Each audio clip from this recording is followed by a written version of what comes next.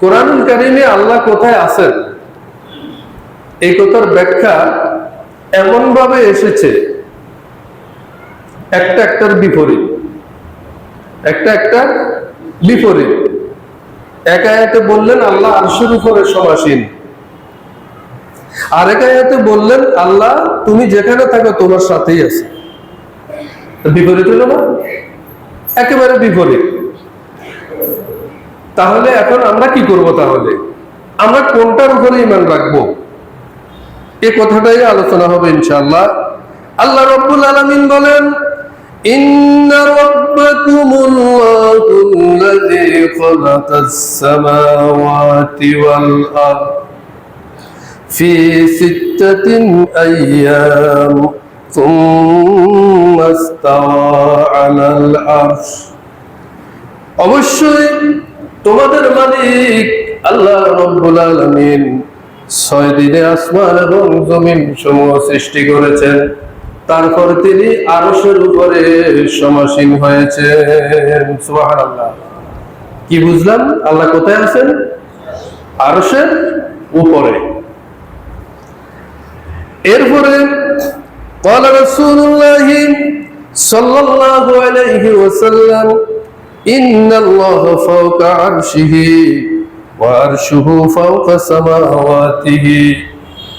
ইমাম আবু দাউদ বর্ণনা করেন নিশ্চয় রাসূলুল্লাহ সাল্লাল্লাহু আলাইহি ওয়াসাল্লাম ইরশাদ করেন নিশ্চয় আল্লাহ তাআলা আরশের উপরে আছেন আর আরশটা আকাশের উপরে আছে।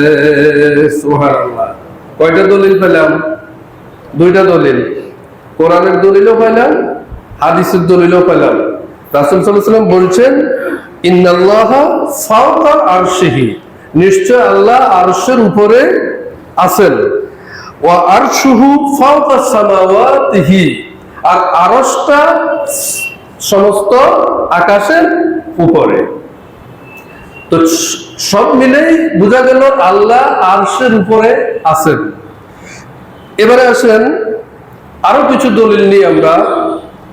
আল্লাহ রাব্বুল আলামিন বলেন তা'রুজুল মালাইকাতু ওয়ার রূহু ইলাইহি ফি ইয়াউমিন কানা মিকদারুহু 50,000 সানা। ফেরেশতাগণ এবং রূহ বলতে জিবরাইল আলাইহিস সালামকে বোঝায়। ফেরেশতাগণ এবং জিবরাইল আলাইহিস সালাম তার দিকে উঠে যায়। এখানে এই আয়াত দ্বারায় ফেরেশতারা কোথায় থাকে, জিবরাইল আলাইহিস সালাম কোথায় থাকে এই কথা বোঝানো হয় নাই। বোঝানো হয়েছে তারা যেখানে যে অবস্থায় থাকে সেখান থেকে তার দিকে উঠে যায়। আচ্ছা, উঠে কি উপরের দিকে না নিচের দিকে? তাহলে আল্লাহ কোন দিকে? উপরের দিকে। এখানে এটাও বোঝা গেছে। কেমন? এরপরে ঈসা আলাইহিস সালামকে আল্লাহ আকাশে তুলে নিয়েছেন, এই কথা কোরআনের অকাট্য দলিল দ্বারা সাব্যস্ত হয়েছে। ঈসা আলাইহিস সালাম আছেন না? পৃথিবীতে আসবেন না? কোথায় আছেন? বাল রাফাহু আল্লাহু ইলাইহি ওয়া কানা আল্লাহু আজিজান হাকীমা। বরং আল্লাহ তাআলা তাকে নিজের কাছে তুলে নিয়েছেন। কোথায়? আকাশে তুলে নিয়েছেন। কি উপরে না নিচে? উপরের দিকে। এই আয়াত প্রমাণ করে যে আল্লাহ উপরেই আছেন, আরশের উপরে আছেন। ইলাইহি ইয়াসআদুল কালিমুত তাইয়্যিবু ওয়াল আমালুস সালিহু ইয়ারফাউহু। তার কাছে শুধুমাত্র পবিত্র কথাই উপরের দিকে আরোহণ করে এবং সৎ কাজগুলোকে তাকে উপরে উঠায়। যত কথা আমরা বলি সব পবিত্র কথাগুলো উপরে উঠে। তার কাছে। কার কাছে? আল্লাহর কাছে। এরপর আসেন কোরআন নাজিল হয়েছে। নাজিল হইতে হইলে উপর থেকে নিচের দিকে আসতে হয়। অবতারণ করা। আমরা দেখি আল্লাহ রাব্বুল আলামিন একটা আয়াতের ভিতর বলছেন কিতাবুন আরসালনাহু ইলাইক লিতুখরিজান নাসা মিনাজ যুলুমাতি ইলান নূর। এটি একটি কিতাব যা আমি তোমার প্রতি নাযিল করেছি, যাতে তুমি লোকদেরকে অন্ধকার থেকে বের করে আলোর দিকে নিয়ে আসো। আমি তোমার প্রতি নাযিল করেছি। তাহলে এটা উপরের দিক থেকে নিচের দিকে নাযিল হয়েছে। মুফাসসিরিন কেরাম বলেন যে তাহলে আল্লাহর পক্ষ থেকে যেহেতু কোরআন নাযিল হয়েছে, উপর দিক থেকে যেহেতু নিচের দিকে এসেছে, তাহলে আল্লাহ উপরেই আছেন। এরপরে আসেন قد نرى تقلب وجهك في السماء فلنولينك قبلة ترضاها। ও নবী, আমরা তোমাকে বারবার আকাশের দিকে তাকাতে দেখেছি, তুমি বারবার আকাশের দিকে তাকাচ্ছ। নাও এবার তাহলে সে কিবলার দিকে তোমার মুখ ফিরিয়ে দিচ্ছি যে কিবলাকে তুমি পছন্দ করেছ। অর্থাৎ রাসূল সাল্লাল্লাহু আলাইহি ওয়াসাল্লাম মক্কা থেকে মদিনা হিজরতের পর বাইতুল মুকাদ্দাসের দিকে ফিরে নামাজ পড়তেন, কাবার দিকে ফিরে না। কিন্তু মনের ভিতরে কাবার প্রতি যে একটা টান, একটা ভালোবাসা, এটা সব সময় ছিল। এই খুশুসি থেকে তিনি যখনই নামাজের সময় হইতো, নামাজে দাঁড়াবেন, বারবার আকাশের দিকে তাকাতেন যে যদি কাবার দিকে ফিরে নামাজটা পড়তে পারতাম। তার নারা তাকাল্লুবা ওয়াজহিকা ফিস সামা। সামা মানে কি? কোন দিকে তাকাতেন? তো আকাশে কেন তাকাবেন? অর্থাৎ আল্লাহর দিকে তাকাতেন। কোন দিকে তাকাতেন? আল্লাহর দিকে। আল্লাহ বলতেছেন, হাবিব বারবার আকাশের দিকে তাকান, আমি বুঝতে পারছি আপনার হৃদয়ের অবস্থা। যান, আপনাকে আমি এমন দিকে ফিরিয়ে দিচ্ছি কিবলাতান তারদাহা, যে কিবলা ফেলে আপনি সন্তুষ্ট হবেন। সুবহানাল্লাহ। সেদিকে ফিরিয়ে দিলাম। তাহলে তাকালেন কোন দিকে, রেজাল্ট আসলো কোন দিক থেকে, বুঝাই তো গেল, ঠিক না? তাহলে আল্লাহ আছেন কোথায়? আকাশে, আরশের উপরে। এগুলো একটা। এছাড়া রাসূলুল্লাহ সাল্লাল্লাহু আলাইহি ওয়াসাল্লাম হযরত মুয়াবিয়া ইবনে হাকাম আসলামী রাদিয়াল্লাহু তাআলা আনহুর দাসীকে প্রশ্ন করলেন। একজন দাসীকে, একজন সাহাবীর একজন দাসীকে রাসূল সাল্লাল্লাহু আলাইহি ওয়াসাল্লাম প্রশ্ন করলেন, আইন আল্লাহ, আল্লাহ কোথায়? ওই মেয়েকে জিজ্ঞেস করলেন। মেয়ে উত্তর দিল, ফাকালাত ফিস সামা, আকাশে। জিজ্ঞেস করলেন আল্লাহ কোথায়? বলল ফিস সামা, আল্লাহ আকাশে। ক্বালা মান আনা, বলো তো আমি কে? ক্বালাত আনতা রাসূলুল্লাহ, আপনি হচ্ছেন আল্লাহর রাসূল। সুবহানাল্লাহ, আপনি হচ্ছেন আল্লাহর রাসূল। ক্বালা আতিকুহা ফাইন্নাহা মুমিনা। রাসূল সাল্লাল্লাহু আলাইহি ওয়াসাল্লাম সাহাবীকে বললেন, এই দাসীকে মুক্ত করে দাও, কারণ সে মুমিনা। এই দাসীকে মুক্ত করে দাও, সে ঈমানদার, সে আল্লাহ কোথায় এটা জানে, আর আমি যে আল্লাহর রাসূল এই সাক্ষ্য দিয়েছে। সুবহানাল্লাহ। এরপরে আল্লাহ রাব্বুল আলামিন বলেন, আর রহমানু আলাল আরশি ইস্তাওয়া লাহু মা ফিস সামাওয়াতি ওয়া মা ফিল আরদি ওয়া মা বাইনাহুমা ওয়া মা তাহতাস সারা। তিনি রহমান, তিনি পরম দয়াবান, বিশ্বজাহান শাসন কর্তৃত্বের আসনে তিনি সমাসীন। আর রহমান আলাল আরশি ইস্তাওয়া, যিনি রহমান তিনি আরশে আজিমে সমাসীন রয়েছেন। আকাশ আর জমিনে যা কিছু রয়েছে, আকাশ জমিনের মধ্যবর্তী যা কিছু রয়েছে, সব কিছু তার জন্যই নিবেদিত রয়েছে। সুবহানাল্লাহ। তাহলে আর রহমান আলাল আরশ, রহমান তিনি যিনি কোথায় রয়েছেন? আরশের উপরে ইস্তাওয়া, সমাসীন রয়েছেন, শাসন এবং কর্তৃত্বের সকল ক্ষমতা তিনি সংরক্ষণ করে সেখানে রয়েছেন। أأمنتم من في السماء أن يكسف بكم الأرض فإذا هي تمور। তোমরা কি নির্ভয় হয়ে গিয়েছো সে মহান সত্তা সম্পর্কে যিনি আকাশে রয়েছেন, এ ব্যাপারে যে তিনি তোমাদেরকে মাটির মধ্যে বিধ্বস্ত করে দেবেন এবং এই ভূতল সহসা হেঁচকা টানে টলটলায়মান হয়ে কাঁপতে শুরু করবে। তোমরা কি নির্ভয় হয়ে গিয়েছো সে মহান সত্তা সম্পর্কে যিনি আকাশে রয়েছেন? কোথায় রয়েছেন? কোরআনের বক্তব্য। কার বক্তব্য? কোরআনের বক্তব্য। আল্লাহর অবস্থান সম্পর্কে আল্লাহর বক্তব্য। أم أمنتم من في السماء أن يرسل عليكم حاسبا فستعلمون كيف نذير।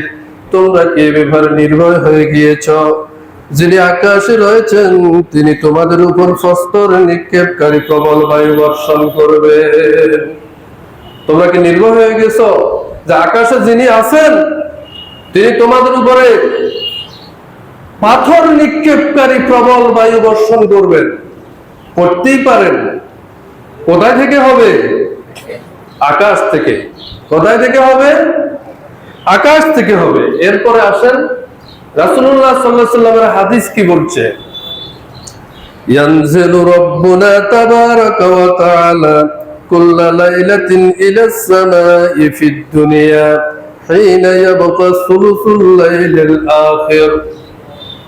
আমাদের রব আল্লাহ রাব্বুল আলামিন প্রতিদিন রাতের তৃতীয় ভাগে আরশে আজিম থেকে দুনিয়ার আকাশে অবতরণ করেন। সুবহানাল্লাহ। প্রতিদিন। কোথায় থেকে? তো এখন দুনিয়ার আকাশে আসেন। এবার আসেন একটা হিসাব করেন, আকাশ কয়টা? বলতে হবে সবাই। আকাশ কয়টা? তিনি আসেন, যেটা দুনিয়া থেকে দেখা যায় এটাই দুনিয়ার আকাশ নাকি? তাহলে বাকিগুলো কি এর নিচে না উপরে? তিনি দুনিয়ার আকাশে অবতরণ করেন কুল্লা লাইলাতিন, প্রত্যেক রাত্রে। তাহলে বোঝা গেল যে তিনি এর উপরে থাকেন। তিনি কোথায় থাকেন? উপরে থাকেন। এরপরে আসেন রাসূলুল্লাহ সাল্লাল্লাহু আলাইহি ওয়াসাল্লাম যখন মেরাজ গমন করলেন, মেরাজের রাত্রিতে রাসূল সাল্লাল্লাহু আলাইহি ওয়াসাল্লামকে জিবরাইল আলাইহিস সালাম এক একটা আকাশ ভেদ করে সপ্তম আকাশে ইব্রাহিম খলিল আলাইহিস সালামের সাথে সাক্ষাৎ করার পর একেবারে সিদরাতুল মুনতাহা পর্যন্ত নিয়ে গেলেন। কি ঠিক আছে নি? মেরাজের ঘটনা আপনারা শুনছেন না এটা? তো সিদরাতুল মুনতাহা কি নিচে না উপরে? যাইতেছে নবীজি মেরাজে যাচ্ছেন কার সাথে সংলাপ করার জন্য? না, কথা কয় না। কি রে ভাই, আল্লাহর কথা কইতে এত কষ্ট লাগলে কেমনে হইল? মসজিদে আসছেন, জড়সড় হয়ে আছেন কেন? বাহাদুরের মতো বসেন, কথা শুনেন, কথা বলেন, গিভ এন্ড টেক। এক হাত দিয়ে তালি বাজবে না। হ্যাঁ, ওয়াজ করে উঠে এলেন সব, আর আপনারা সব বুজুর্গ হয়ে বসে রইলেন। এটা হবে না, এটা হবে না। আল্লাহর ঘরে এগুলি চলে না। রাসূল সাল্লাল্লাহু আলাইহি সাল্লাম মেরাজ যাওয়ার সময় সিদরাতুল মুনতাহা যাওয়ার পরে সেখান থেকে সিদরাতুল মুনতাহায় জিবরাইল আলাইহিস সালাম যাত্রা বিরতি করলেন। সেখান থেকে বিশেষ বাহন এসে রাসূলকে আল্লাহর আরশে আজিমে নিয়ে গেলেন। সুবহানাল্লাহ। তাহলে আল্লাহ কোথায় আছেন এই কথা তো বোঝা গেল, বোঝা যায় নাই? এবার আসেন আল্লাহর কথা আবার, ওয়াহুয়া মাআকুম আইনামা কুনতুম ওয়াল্লাহু বিমা তা'মালুনা বাসীর। তোমরা যেখানে থাকো না কেন আমি তোমাদের সাথে আছি। তোমরা যেখানে থাকো না কেন তিনি তোমাদের সাথে আছেন। এই কথা বলে আমরা আল্লাহকে দুনিয়ায় নামায় আনার দলিল পেশ করি। আমরা সবাই কি বলি? তো দলিল তো আছে। আপনি বললেন আল্লাহ আরশে আছে, হে আল্লাহই বলছে তোমরা যেখানে থাকো আমি তোমাদের সাথে আছি। তো আমি তো এখন মতিগঞ্জ স্টার মসজিদের মেহরাবে, নাকি আল্লাহ আমার সাথে আছেন। আপনারা স্টার মসজিদের ভেতরে, আল্লাহ আপনাদের সাথে আছেন। তো এবার আরশে আজিমের বিপরীত হইল কিনা? আয়াতের শেষ দিকে একটু দেখি আমরা, ওয়াল্লাহু বিমা তা'মালুনা বাসীর, নিশ্চয় তিনি হচ্ছেন সর্বশ্রোতা, সর্বদ্রষ্টা এবং তিনি সবকিছু জানেন। বাসীর শব্দটা ইসফাইল মুবালাগা। বাসীর শব্দ দ্বারা এমন দৃষ্টিকে বুঝায়, খুব খেয়াল করেন, একটা হলো বাসের আরেকটা হলো বাসীর। বাসের মানে সাধারণ দৃষ্টি সম্পন্ন। কিরকম? একের সংক্ষেপে বুঝেন, আপনার চোখে যতটুকু দেখা যায় আপনি বাসের, কিন্তু আপনার চোখে দেখার পরেও আরো পথ বাকি থাকে, থাকে না? থাকে কিনা? আপনি বাসের, আপনি বাসির নন। আপনি বাসের, আপনি আলেম, আপনি আলিম নন। এই কথাগুলো একেবারে বিএ পাস, এমএ পাস, যারা যে পাস আছেন আপনারা বুঝেন, আলেমেরা আলহামদুলিল্লাহ বুঝে। আপনারা একটু বুঝলে সহজে ভালো হয়। আমরা আলেম, আমরা আলিম নই। আলিম হইলেন তিনি যার জ্ঞানের উপরে কোনো জ্ঞানী নাই, যার জ্ঞানের ভিতরে কোনো কিছু অস্পষ্টতা নাই, যার জ্ঞানের বাহিরে পৃথিবীর 1 ইঞ্চি মাটিও নাই, আকাশের 1 ইঞ্চি মাটিও নাই, কোন কায়নাতের কিছুই নেই। কথা বলে বুঝা যায়?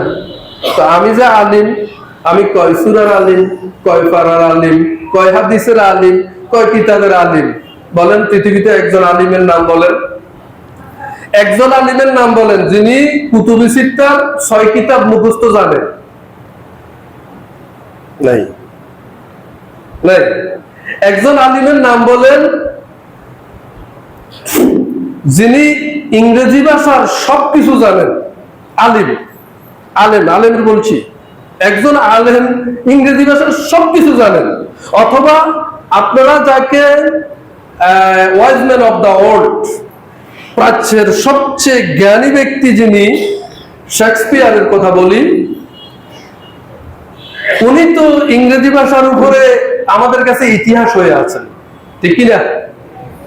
কিন্তু শেক্সপিয়ারের চাইতে ইংরেজি আরো বেশি জানার লোক পৃথিবীতে আছে না নাই? আর পৃথিবীর সমস্ত ইংরেজির জ্ঞান শেক্সপিয়ারের মাথায় ছিল, এই কথা কি বলা যাবে? বিজ্ঞানের সকল জ্ঞান নিউটনের মাথায় ছিল, এটা কি বলা যাবে? সুতরাং এরা সবাই আলেম। এরা সবাই কি? আল্লাহ হলেন আলিম। আল্লাহ ইংরেজির সকল নারী নক্ষত্র আল্লাহর ইলমে আছে। ফার্সির সকল নারী নক্ষত্র আল্লাহর ইলমে আছে। এজন্য আল্লাহ আলিম। আমি বিস্তারিত বলতে পারবো না, আমার সময় কম। সংক্ষেপে আপনাকে বুঝাচ্ছি যে আমরা হচ্ছি বাসের। আমরা দেখি, আমাদের দৃষ্টিসীমার সীমাবদ্ধতা আছে, কিন্তু তিনি হলেন বাসীর।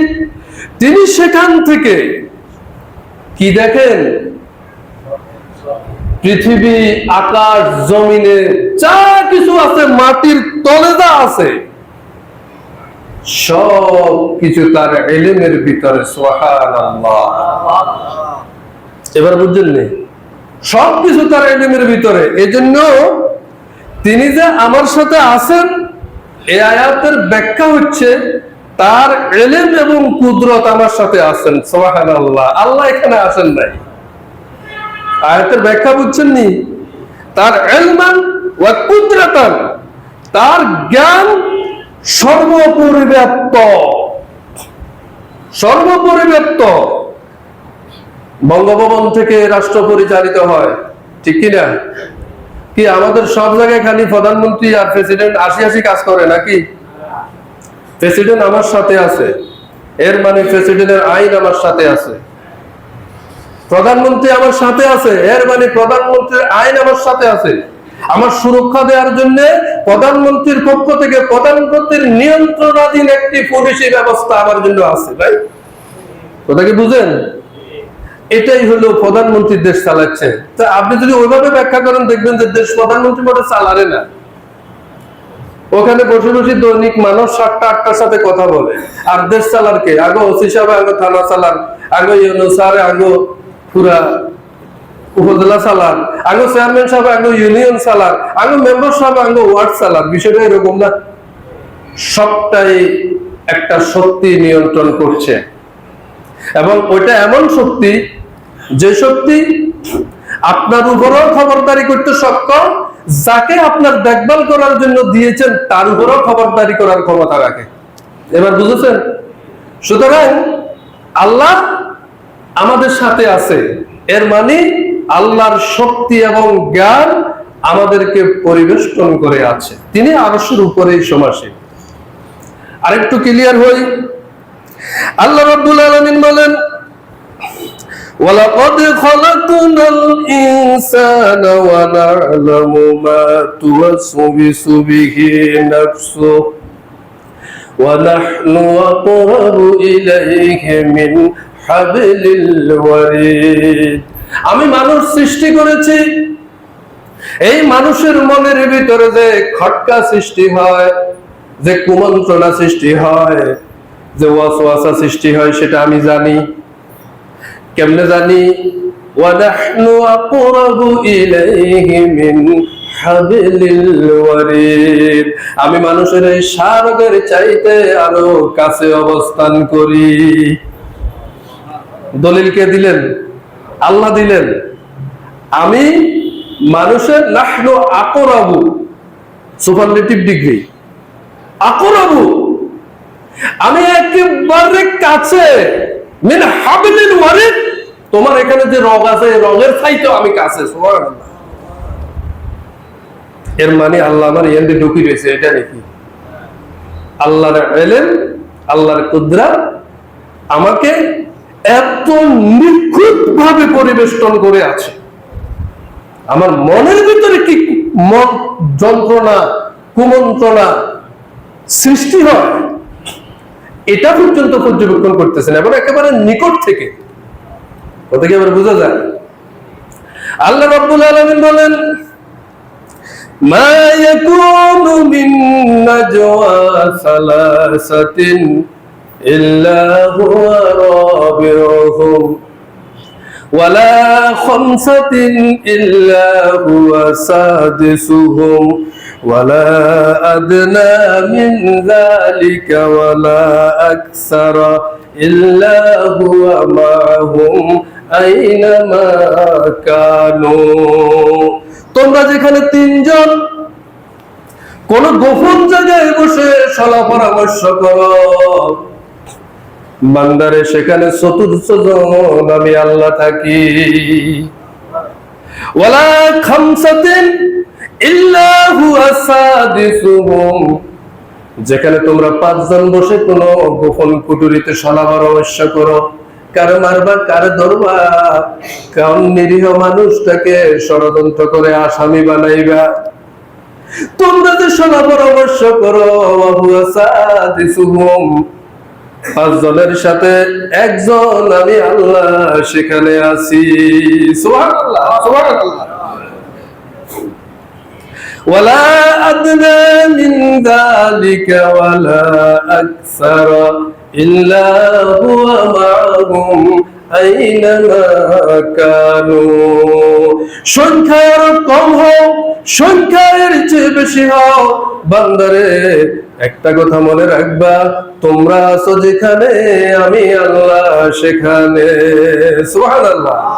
এর মানে এই নয় আপনি যে জায়গাতে আছেন, আপনি মদের আসরে আছেন, আল্লাহ মদের আসরে হাজির হবেন, নাউজুবিল্লাহ। আপনি গাজার আসরে আছেন, আল্লাহ তো আপনার সাথে আছে, তার মানে এই নয় যে আপনার গাজার আসরে আল্লাহ আছে।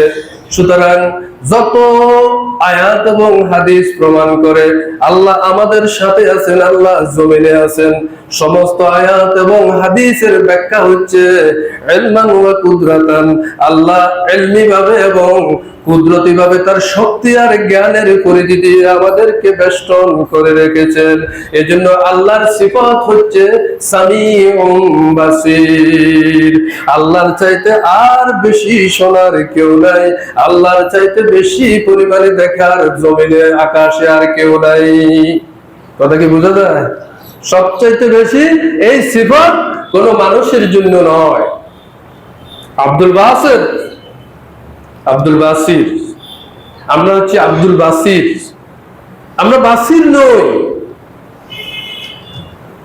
আমরা সামি নই। আল্লাহ হচ্ছেন শুধু সামি।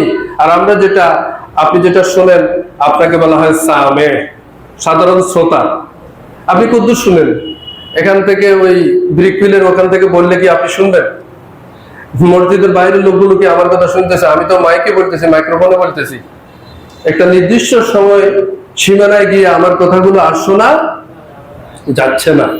সুতরাং যেখানে আল্লাহর শোনার ভিতরে কোনো ব্যতিক্রম কিছু নেই, কোনো বাধা নেই, নিখুঁত ভাবে আইস্তা আর বুলুত সব আওয়াজ ওহি শুনতে হয়, আস্তে এবং জোরে একেবারে সমস্ত আওয়াজ তিনি শুনছেন। সুবহানাল্লাহ। পৃথিবীর মাটিতে আওয়াজ আযান দিয়েছে নীল আর্মস্ট্রং যখন প্রথম চাঁদে গেলেন 1700 কত সাল জানি স্যার, 1757 নীল আর্মস্ট্রং চাঁদে গেলেন। সেখানে গিয়ে চাঁদের মাটিতে তিনি পায়চারি করছেন, হাঁটছেন, আর তিনি শুনতে পেলেন আল্লাহু আকবার, আল্লাহু আকবার, আশহাদু আল্লা ইলাহা ইল্লাল্লাহ। নীল আর্মস্ট্রং চিন্তা করলেন, কিরে এই কি আওয়াজ? তখন তো আর মাইক ছিল না, মসজিদগুলোতে মুখে আযান দেওয়া হতো, ঠিক কিনা? নীল আর্মস্ট্রং একেবারে লাউড স্পিকারে এই বাক্যগুলি শুনতে পেলেন। তিনি শুনে বললেন, হায়রে, এটা তো জমিনে পৃথিবীর মাটিতে যে মুসলমানেরা মসজিদের মিনারায় দাঁড়িয়ে যে আযান দেয়, সে আযানের শব্দ। আমি অবাক হচ্ছি যে এই আযানের শব্দ ওখানে তো একটু পরে গেলে শোনা যায় না, কিন্তু আকাশের দিকে এত লাউড স্পিকারে আসছে কিভাবে? তিনি ভাবতে শুরু করলেন যে ঘোষণা সে দুলির ধরায় বসে, ওই মাটিতে বসে, মাটিতে দাঁড়িয়ে যে আল্লাহু আকবারের ঘোষণা দেওয়া হচ্ছে, সেটা যে সেই কোন সত্তার ঘোষণা নয়, নিশ্চয় এরকম কোন এক সত্তা আছেন যিনি আকাশ জমিন সবকিছু নিয়ন্ত্রণ করেন। সুবহানাল্লাহ। সুতরাং আমাদেরকে আজকে আমাদের আকীদা, এটা আকীদাগত প্রশ্ন, আকীদা সাফ করতে হবে। আমরা বিতর্ক মুক্ত হবে আমরা বিশ্বাস করি আল্লাহ আরশের উপর সমাসীন রয়েছেন, আর আল্লাহর সমস্ত ক্ষমতা এবং ইলম, আসমান জমিন সৃষ্টি জগৎ মাটির তল সকল জগৎ, এক বাক্যে যদি বলি তিনি যেহেতু রব্বুল আলামিন, তিনি জগৎ সমূহের রব, তাহলে সবাই আসি গেছে। যত জগৎ আছে, পিঁপড়া জগৎ, মাছির জগৎ, মশার জগৎ, মানুষের জগৎ, তিনি জগৎ সমূহের রব। সুতরাং তিনি তার টোটাল জগৎ সমূহকে নিয়ন্ত্রণ করেন তার ইলম এবং কুদরত দিয়ে, শক্তি দিয়ে। আল্লাহ আমাদেরকে এই সঠিক কথাগুলো, আমাদের আকীদাকে বিশুদ্ধ করার ক্ষেত্রে আমল করার তৌফিক দান করুন। সবাই বলছি আমিন। আল্লাহ আমাদের জীবনের সমস্ত গুনাহ মাফ করে দেন।